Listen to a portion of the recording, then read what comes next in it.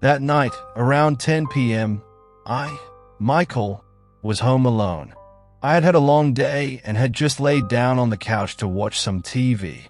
The wind was blowing outside, and the occasional leaf rustled against the window. The house was on the outskirts of town, a little far from the center, and because of that, the silence of the night always seemed deeper.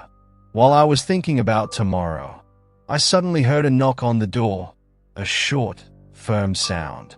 At first, I thought I might be hallucinating, but when it repeated itself, I realized that someone was really at the door. I quickly got up and went to the door. I looked through the peephole. A man was standing there. He was wearing a uniform, something like an internet technician's uniform. He looked neat, but his face was not entirely clear due to the dim light of the lamp outside. I opened the door halfway. Yes. Hello. I'm from the internet company. There's been a problem with your network. I need to check the devices. I was surprised, because there was no problem with my internet and I didn't remember reporting anything. I said, "Report? I didn't report anything." "Yes, the report is registered in the system. It could be from the company. Let me check your device for a few minutes to make sure." It sounded reasonable, but I was still a little hesitant. "Do you have an ID card?" He paused for a moment, then took an ID card out of his pocket and held it out to me.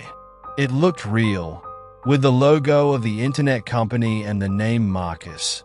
Involuntarily, I trusted him a little and said, "Okay, come in."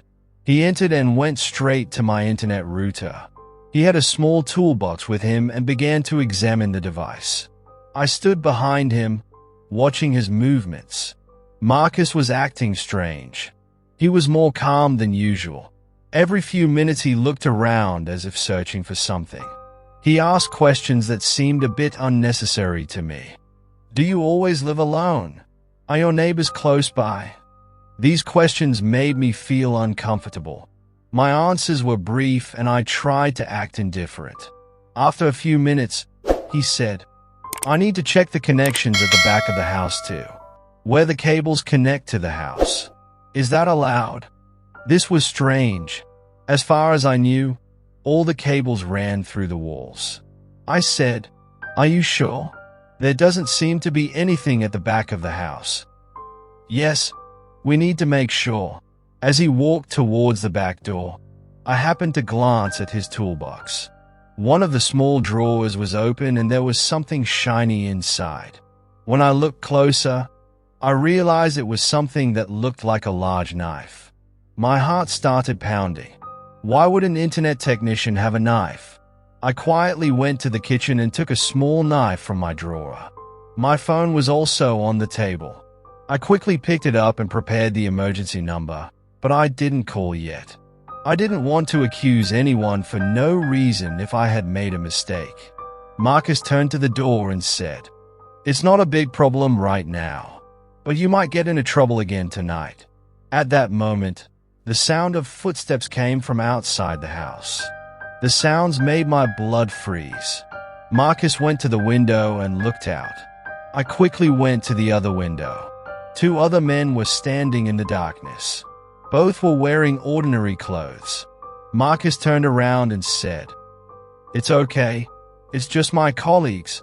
But his tone was no longer friendly. His voice was dry and threatening. I knew I had to do something. I grabbed my phone and said, "I need to call the internet company to check on the situation." He smiled, but his smile was scary. "No need. We'll sort everything out ourselves." My hands and feet were shaking. At that moment, there was a knock on the back door. I was sure that there was a plan. Without hesitation, I dialed the emergency number and explained in a shaky voice what was happening. Marcus realized I had called. He came towards me, but before he could do anything, I pushed him with all my might towards the door and ran towards the exit. He tried to stop me, but he couldn't. When I got outside, police sirens could be heard in the distance. The other 2 men also came towards me, but before they could get close, the police car arrived. After the police interrogations, I learned that Marcus and his friends were members of a robbery gang. They would enter houses dressed as internet technicians and carry out their plans to rob or even harm the owners of the houses. That night could have been the last night of my life, but luck and caution saved my life. I still get goosebumps when I hear a knock at the door at night.